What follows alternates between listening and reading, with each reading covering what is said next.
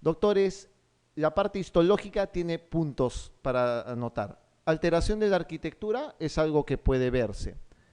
Hay pérdida de la ramificación, miren, las ramificaciones están alteradas. Hay pérdida de la zona y hay ramificación de las criptas. Hay depresión de mucina, eso también pueden encontrar. Pueden encontrar estos abscesos crípticos, eso anoten, eso se encuentra en colitis ulcerativa, abscesos crípticos, ¿ya? Estos son los abscesos crípticos. Pueden encontrar estos abscesos crípticos, mucho más claros acá, abscesos crípticos, colitis ulcerativa. En el Crohn, doctores, el diagnóstico histológico es el granuloma, y este granuloma se llama granuloma no necrotizante o se llama granuloma no caseificante. Ese es el diagnóstico del Crohn, histológicamente. Si encuentran, benditos sean, porque es recontra difícil encontrar un granuloma, recontra difícil. Patólogo experto, si alguno de ustedes va a ser anatomopatólogo, solo encuentran el 50% de los casos, experto, ¿eh? Y otros no encuentran el granuloma no necrotizante. Punto para que aprendan a diferenciar con otra enfermedad. Tuberculosis tiene granuloma, pero el granuloma es caseificante o necrotizante. Esa es la diferencia entre Crohn y colitis, entre Crohn y TBC. La colitis no tiene granulomas, ¿ya? Granuloma y células gigantes en un Crohn. Fisuras, típico. La afectación rectal, las fisuras y las fístulas es más en el Crohn, ¿de acuerdo? Fisuras y fístulas es en el Crohn, no hay en la colitis. Inflamación transmural, Crohn, ya saben eso. Otra vez, clínicamente ya saben lo que pueden encontrar. Acá las rectorragias son más frecuentes en colitis ulcerativa, muy raro en la enfermedad de Crohn, ténganlo en consideración eso. La masa palpable es frecuente en el Crohn. ¿Por qué? Porque la masa palpable es al lado derecho. ¿Por qué? Por afectación de la válvula ileocecal. En cambio, en la colitis ulcerativa no hay masa palpable, ¿ya? Otra, con las diferencias histológicas. Doctores, granulomas. En colitis ulcerativa no debe haber granulomas, ¿ya? Para que lo tengan claro. En el Crohn son presentes, pero en el 50% de los casos nada más pueden encontrar. Eso es muy importante para el diagnóstico. Las fístulas y fisuras, no en colitis ulcerativa y sí en Crohn. Para terminar de complicar la existencia, existe un tipo de colitis que se llama colitis indeterminada, que es una mezcla de síntomas entre el Crohn y la colitis ulcerativa. ¿Les van a preguntar? No creo, espero que no. La verdad es que es bien difícil. Acá los exámenes se basan en algo concreto, que son características del Crohn y de la colitis. Más que todo es cuando aparece, por ejemplo, un granuloma en una colitis ulcerativa. Eso podría ser una colitis indeterminada, pero solo pasa en 5% de los casos, nada más, ¿ya? 5% de los casos. El dato que quiero que recuerden en radiología, porque no se usa rayos X usualmente para un diagnóstico de Crohn o de colitis, porque el diagnóstico es por endoscopía o por biopsia, es esto. En la colitis ulcerativa se llama imagen en tubo de plomo, por si acaso les voy diciendo, se llama imagen en tubo de plomo. Y en la enfermedad de Crohn se llama el signo de la cuerda. Se llama signo de la cuerda porque hay estenosis, fundamentalmente. Eso es el signo de la cuerda en el Crohn.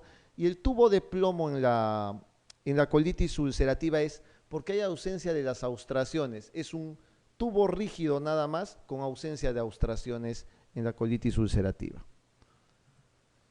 En TB colónica, doctores, no olviden, granuloma caseificante. Las características de la TBC colónica son iguales, totalmente iguales a un Crohn. Encuentran lesiones ulceradas, le encuentran hipertrofia, encuentran úlceras que pueden ser lineales o aftoides, puede haber agregados linfoides, puede haber granulomas, pero son caseificantes y tiene fibrosis en la muscular propia. Si ustedes dan examen acá, lo más probable es que encuentren TBC en vez de Crohn. Si ustedes se van a España y ven pacientes con úlceras en recto, transmurales y todo eso, es más probable que sea Crohn, por genética básicamente. En cambio, aquí en el Perú se encuentran úlceras serpiginosas, profundas, transmurales y encuentran afectación sistémica de válvula ileocecal, lo más probable es que sea TB. En orden sí, o sea, por genética, en Europa es Crohn y acá es tuberculosis, pero tienen la misma presentación, son iguales. Miren, una gran úlcera en un paciente con áreas de mucosa normal, igualito a un Crohn, igualito. Pero en este caso toman la biopsia y encuentran el granuloma calcificante con un bacilo de 100 Nielsen positivo, ¿no es cierto? Entonces un bacilo de Koch, es una TBC, ¿no? Igualito, miren, otra úlcera profunda, serpiginosa, con áreas de mucosa normal, otra TBC, que fácilmente en Europa es un Crohn, ¿no? El granuloma y el granuloma con células infiltradas multinucleares y calcificantes, eso es una TBC, y el Crohn es no calcificante. Lo mismo les vuelvo a mencionar, es el resumen de todo básicamente para que aprendan. Lesiones perineales más en el Crohn, fístulas y fisuras en el Crohn, ya saben eso. El megacolon tóxico puede haber en el Crohn, pero es mucho más frecuente en colitis ulcerativa. Ese es el dato que quiero que recuerden, ¿ya? Aquí tienen un megacolon tóxico. Recuerden que el megacolon tóxico es la dilatación del colon transverso más allá de los 5.5 centímetros, siendo una complicación más frecuente de la colitis ulcerativa. ¿Ustedes creen que el megacolon tóxico se opera? Inicialmente no. El tratamiento primero es antibióticos, corticoides y nutrición, ahora sí parenteral. Si no responde con eso, recién es una proctocolectomía total, sacar de punta a punta, desde el recto hasta la última parte del colon. Eso en el caso de que no responda ni a corticoides ni a antibióticos. ¿Cómo se trata una colitis ulcerativa? Les voy a resumir este cuadro solamente en lo que les voy a dictar. 1. Si la afectación de la colitis ulcerativa es en recto, o sea, si solo es una proctitis, se da supositorios de 5-ASA, es decir, de mesalazina. Supositorios de 5-ASA, nada más. Si la afectación es en el colon izquierdo, ya es en el colon izquierdo, se puede dar enemas de mesalazina, es decir, de los aminosalicilatos. El tratamiento es con aminosalicilatos. Ese es el nombre genérico en general, en este caso, de lo que es la mesalazina o la sulfasalazina. Entonces, proctitis es supositorios. Si es el lado izquierdo, ya saben que es enemas. Si es pancolitis ulcerativa, vía oral, los 5 aminosalicilatos, es vía oral. ¿De acuerdo? Ese es el tratamiento de una colitis ulcerativa. Si en el caso haya una colitis severa, es decir, hay un brote severo, de acuerdo a ese índice de Trulov que han visto, más de 6 deposiciones, fiebre, BCG elevada, 8, 9, 10 deposiciones diarreicas con moco con sangre, afectación sistémica, están hablando de un brote severo. Ese paciente debe ir hospitalizado y debe ser tratado con corticoides, ¿de acuerdo? Con corticoides. Básicamente será prednisolona o metilprednisolona, ¿ya? Prednisolona o metilprednisolona. Y el tratamiento es por 3 días aproximadamente. Si en 3 días te responde el paciente, perfecto. Lo único que haces es continuar los corticoides, pero vía oral y solamente como mantenimiento. Si no te responden a los corticoides, la canción. Pero todavía se tiene esto, que es la terapia biológica, que es el infliximab. O puede usarse ciclosporina en alguno de los casos. El infliximab es lo que se utiliza. Tenemos en nuestro medio infliximab para brotes severos que no responden a corticoides. Recuerden eso, que no responden a corticoides. Si no te responde infliximab, puedes utilizar ciclosporina en alguno de los momentos. Y si no responde ya a nada de eso, el paciente tiene que ir a una colectomía, tiene que ser operado de todas maneras. ¿De acuerdo? La idea entonces de los pacientes con colitis ulcerativa es tratar de evitar la cirugía en todo tipo de los casos. Básicamente ya saben que un 10% puede ser indeterminado. En nuestro medio, por favor, el diagnóstico diferencial tiene que ser hecho con TBC de todas maneras. Pregunta 33. ¿Cuál de los siguientes rasgos morfológicos no es propio de la colitis ulcerativa? Ya verás, ahora sí. No es de la colitis ulcerativa, o sea, que sea del Crohn. ¿Cuál es? ¿Hay microabscesos crípticos? ¿Hay? Sí hay. Formación de pseudopólipos, les he dicho que sí hay en colitis. Displasia epitelial, puede haber en colitis o en Crohn, sí hay. Engrosamiento mural, no. Transmural, Crohn, ya les he dicho, transmural, Crohn. Muy bien. La D. Pregunta 34.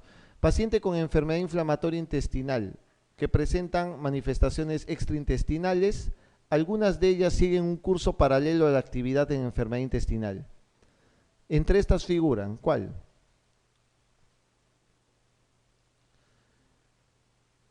Una característica que tienen que ver generalmente, las que más van paralela a la actividad de la enfermedad inflamatoria intestinal, las que van paralela a su actividad es el eritema nodoso. ¿Ya? El eritema nodoso es el que va paralelo a la enfermedad, a la actividad de la enfermedad inflamatoria intestinal. En algunos casos resulta imposible distinguir entre colitis ulcerativa y Crohn. Todos los expuestos, excepto uno, son más características del Crohn que de una colitis. ¿Cuál? Excepto, dice acá, o no, no, dice, ¿cuál de los siguientes es más característico de un Crohn que de una colitis?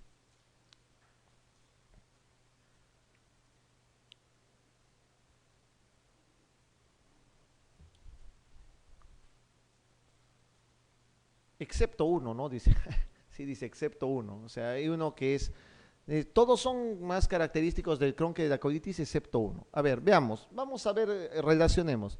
Afectación segmentaria, ¿en quién es? Crohn. Presencia de granulomas, Crohn. Sangrado rectal, colitis. Fístulas, Crohn. Afectación de ganglios y grasa, Crohn. O sea, marquen el que tiene colitis, pero así no entiendan la pregunta. Como decir, excepto uno, ese es el diferente, ¿no? Sangrado rectal. Paciente de 60 años de edad, bebedor de 60 gramos de alcohol al día, que resulta por padecer desde hace 3 días dolor epigástrico que cede al ventosear, es decir, a eliminar flatos, ¿no? Dolores articulares, 4 a 6 deposiciones diarreicas al día, sin sangre visible. Fiebre de 38, aftas bucales y anemia microcítica. ¿Cuál de los siguientes es el diagnóstico más adecuado? ¿Qué les parece? A ver, deposiciones diarreicas 4 o 6 por día, con afectación articular, 38 grados de temperatura. ¿Pancreatitis? Nada, por ningún lado, ¿no? ¿Enfermedad de Crohn? Sí, pues se parece un montón a eso, porque hay afectación oral, ¿no? Entonces eso quiere decir que es un Crohn. Colitis pseudomembranosa, no, tiene que haber consumo de antibióticos previamente, ¿no? Hepatitis alcohólica, nada que ver acá. Y cáncer de colon derecho, tampoco es. Es una pregunta cantada de Crohn, ¿no? ¿Cuál de las siguientes características no es propia de la enfermedad de Crohn? Afectación continua, colitis. Presencia de inflamación transmural, Crohn. Presencia de fisuras, Crohn. Presencia de fístulas, Crohn. Y aspecto endoscópico de mucosa en empedrado, Crohn. La afectación continua del colon. ¿Fácil o no? Es solamente cuestión de que tanto les he dicho lo mismo que creo que lo han aprendido, como les digo, siempre por ósmosis. Ven la misma imagen siempre y lo van a aprender bien fácil. Repásenlo nada más bien. Las preguntas siempre son iguales de este tipo. De los siguientes fármacos, todos excepto uno se utilizan en el tratamiento del Crohn, excepto uno. ¿Cuál? El tratamiento del Crohn está basado fundamentalmente, se pueden dar los aminosalicilatos o la 5-asa, que es mesalacina o sulfasalacina, cuando la afectación es colónica. Cuando la afectación es ileal, se tienen que dar ya corticoides. Y se puede utilizar azathioprina también.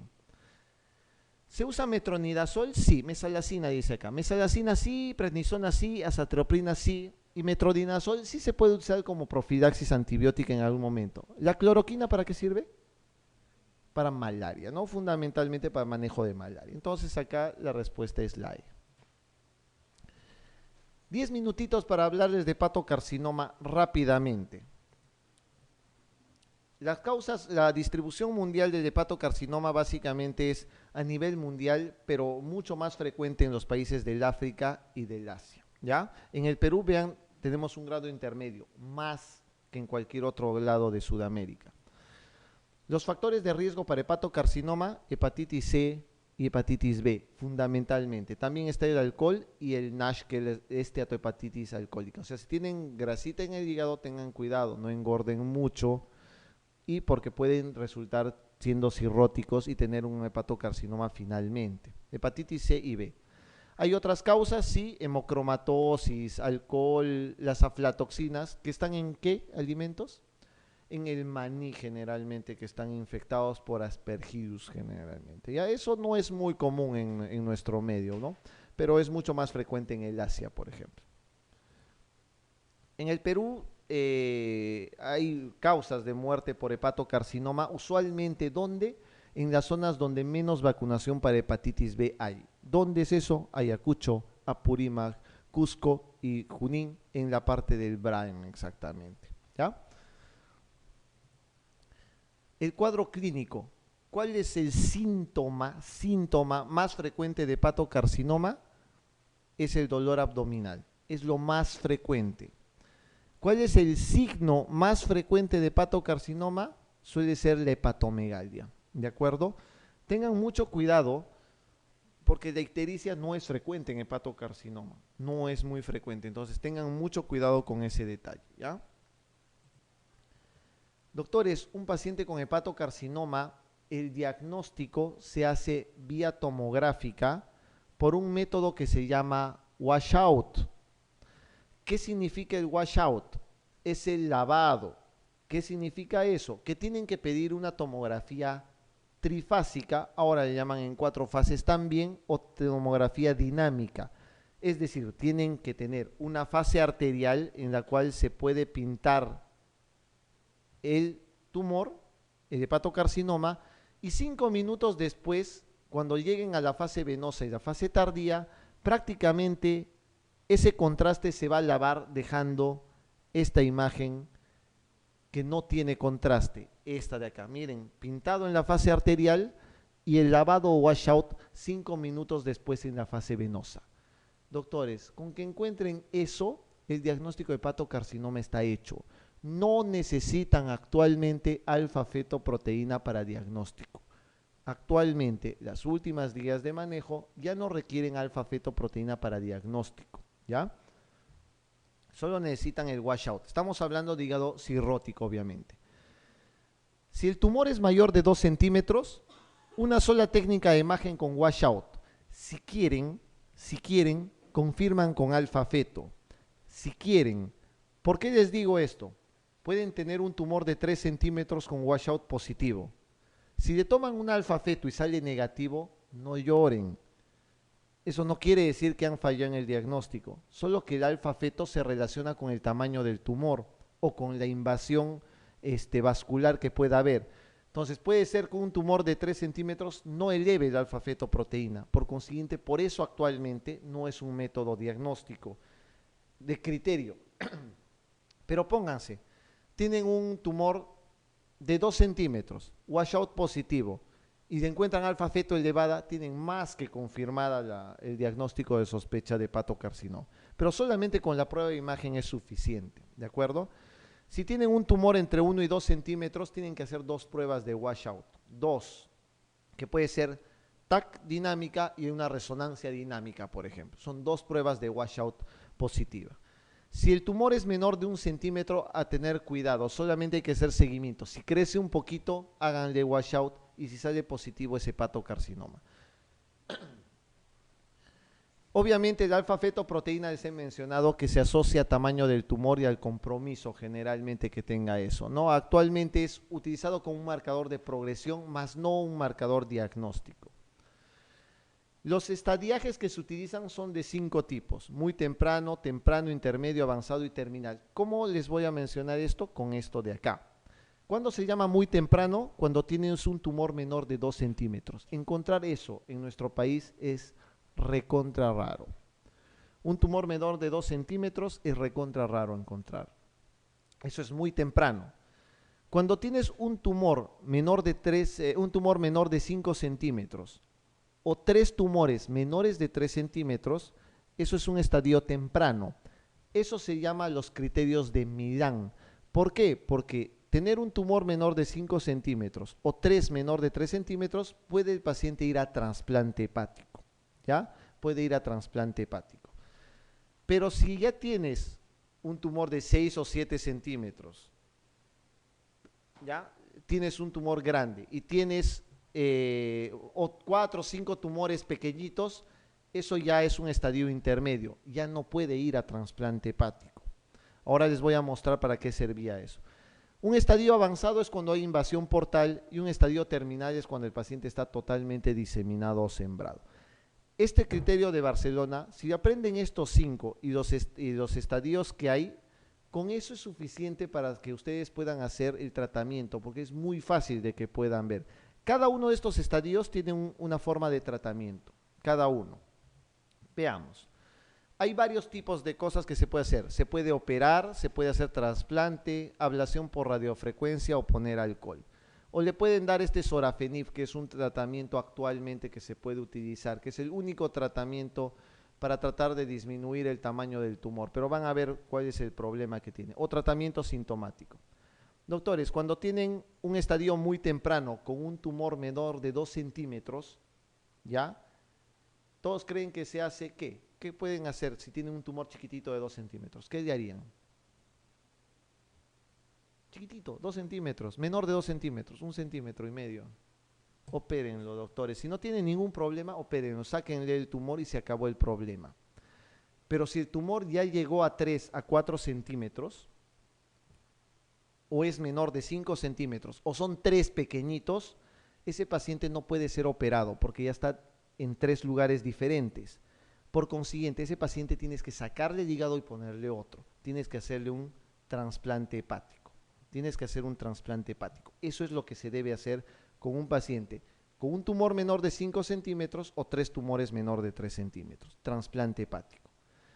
¿Qué pasa si este paciente, para que un paciente, perdón, antes pueda ser sometido a trasplante hepático, doctores, no puede tener ninguna comorbilidad? Es decir, no debe tener falla cardíaca, no debe tener falla renal, no debe ser un alcohólico convicto y confeso que va a seguir tomando. ¿Por qué? Encontrar un hígado es recontra difícil para trasplante. Y si este paciente se va a morir a los 2 meses después del trasplante por un problema cardíaco, entonces ese hígado no cumple su objetivo. Por consiguiente, un paciente para trasplante debe ser un paciente, entre comillas, saludable para poder vivir larga data con eso. ¿Ya? Tiene que ser beneficiado de eso. Si no puede recibir un trasplante por un problema cualquiera, tiene que recibir esto, que se llama inyección percutánea de etanol o ablación por radiofrecuencia. Les explico rápidamente. Ese es el criterio de Milán. Un tumor menor de 5 o 3 tumores menores de 3. Criterios de Milán. Esto es la ablación por radiofrecuencia. Este es el tumor. Se pone un catéter que ejerce calor, se pone y se quema el tumor. Esa es la ablación por radiofrecuencia. ¿De acuerdo? ¿Qué es la inyección percutánea de etanol? Básicamente lo mismo. Se pone un catéter por vía percutánea y se inyecta alcohol. ¿Qué hace el etanol? Disminuye el tamaño del tumor.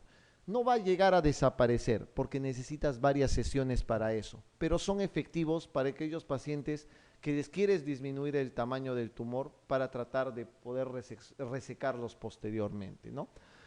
Cuando los tumores son pequeños, ambos han resultado ser iguales. La ablación por radiofrecuencia es ligeramente mayor que la inyección de etanol actualmente.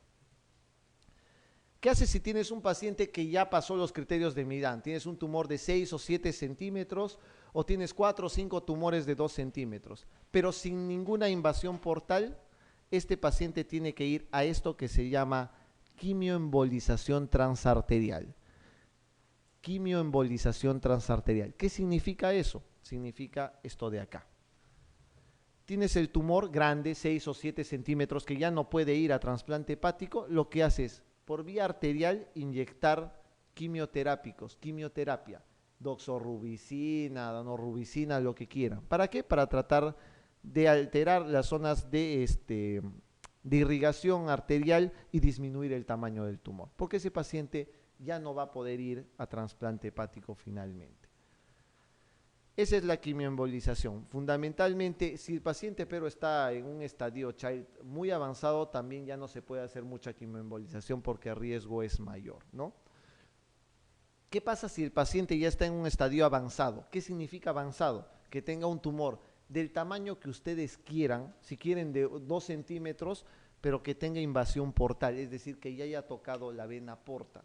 Si ya tocó eso, doctores, lo único que pueden hacer es darle ese tratamiento que es vía oral, que es el sorafenib. El sorafenib, que básicamente es un golazo de la industria farmacéutica, porque lo que ha demostrado es esto, que mejora la supervivencia 10.7 meses de lo que usualmente mejora 8 meses con un placebo. Es decir, le daban placebo y el paciente sobrevivió 8 meses. Le daba sorafenib y el paciente sobrevivió 11 meses. ¿Qué les parece? Dices, pues 3 meses más, 3 meses menos con un tratamiento carísimo.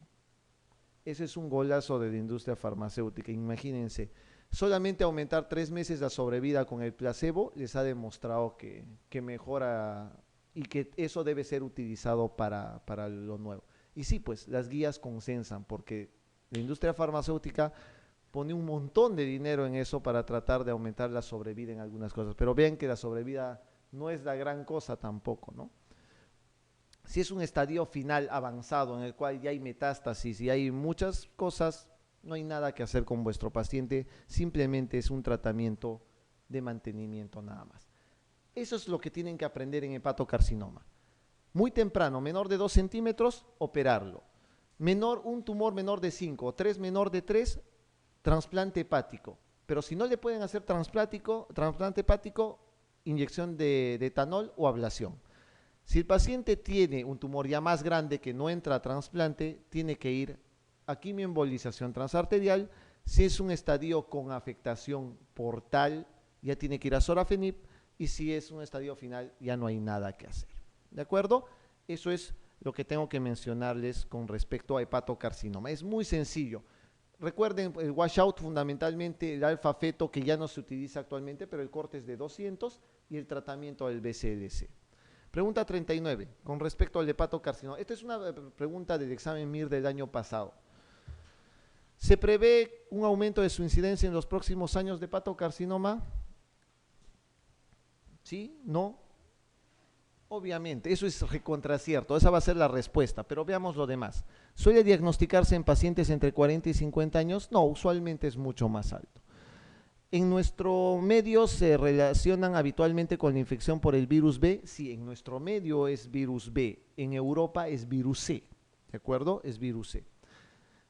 Entonces, recuerden que esta pregunta es una pregunta europea, recuerden que es una pregunta europea, por eso es falsa en esta tingencia, porque en Europa el virus C es el que está relacionado, en nuestro medio sí es el virus B, ¿ya? En la tomografía se manifiesta como una lesión hipovascular en la fase arterial. No, no es hipovascular, es hipercaptante. En la actualidad no se dispone de ningún fármaco eficaz capaz de mejorar la supervivencia de pacientes. Sí, pues, sí se tiene. El fármaco es el sorafenib famoso. Entonces, esa es la tingencia falsa. Por eso es que la única respuesta verdadera es la A. ¿Cuál es el tumor hepático maligno más frecuente? Con eso me voy a despedir. Y no me respondan hepatocarcinoma porque si no me voy a ir llorando de acá. Es una pregunta común, pero siempre caen porque creen que es hepatocarcinoma. Siempre los tumor maligno más frecuente de hígado son las metástasis hepáticas, doctores, ¿ya? Son las metástasis hepáticas. El tumor hepático maligno primario de hígado obviamente es el hepatocarcinoma, ¿no? Pero es la segunda causa de muerte hepática y el segundo órgano donde se asientan más frecuentemente las metástasis. Doctores, esto de acá lo he sacado de una pregunta de un examen también de San Marcos. ¿Dónde hay menos metástasis hepática? ¿En qué tipo de cáncer? Y les ponen colon, pulmón, mama, melanomas y les ponen menos frecuente tiroides o próstata. ¿La próstata dónde produce más metástasis? A hueso, a columna fundamentalmente. Entonces, Recuerden que estos sí dan metástasis hepática, pero estos no, ¿ya? Muy bien, y esas son las características que ustedes pueden encontrar. A veces es silente, se puede elevar el antígeno carcino embrionario, puede elevarse la alfa-fetoproteína, ¿no?